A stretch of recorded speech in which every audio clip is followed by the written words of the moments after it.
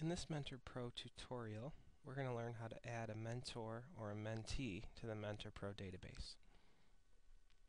The first step is to select the appropriate mentoring program from the drop-down box. We'll click the down arrow and we'll select the appropriate mentoring program.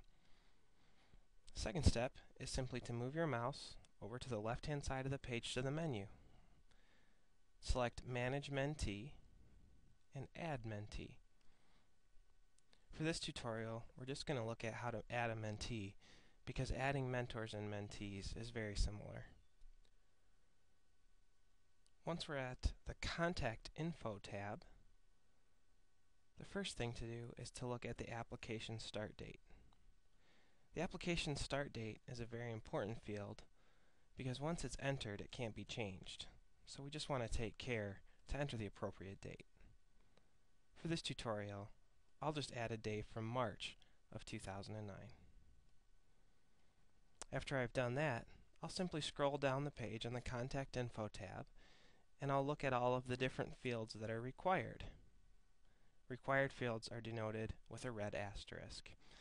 And I'm just going to enter some data into these fields.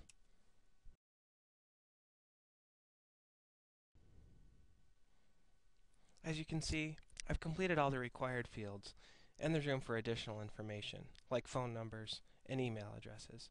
But for now, we'll just enter this data, and I'll hit Save and Continue.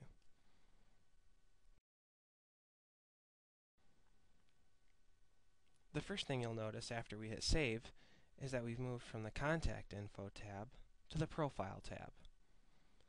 The Profile tab allows us to track very detailed information about our mentees and our mentors.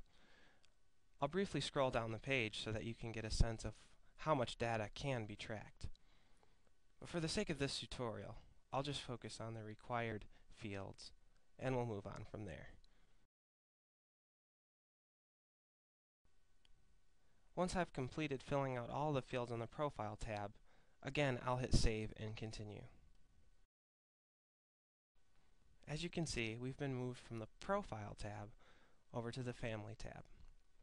One thing to take note of is that only the Contact Info and Profile tabs are required by MPRO. That is, once you've completed these two tabs, your mentee or your volunteer will be present in your database and will appear in the match pool.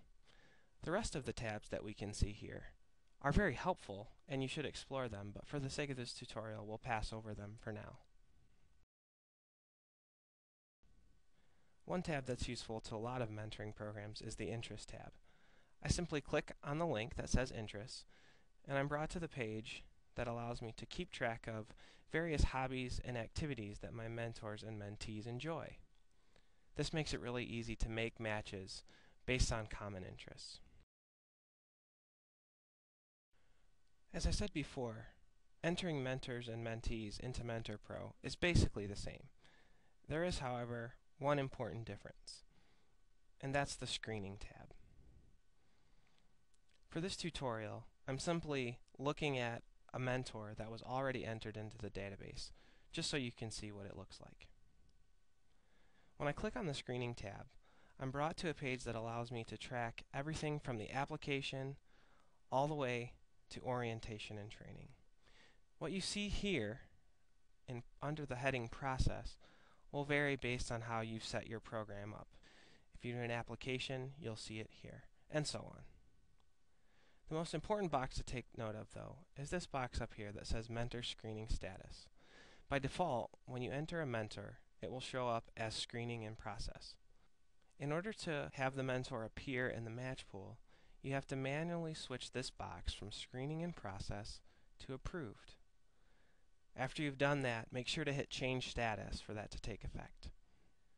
Once you've approved your mentor, this mentor will now appear in the match pool and will be ready for matches. And that's it. That's all there is to it. You've learned how to add a mentor or a mentee to the MPRO database.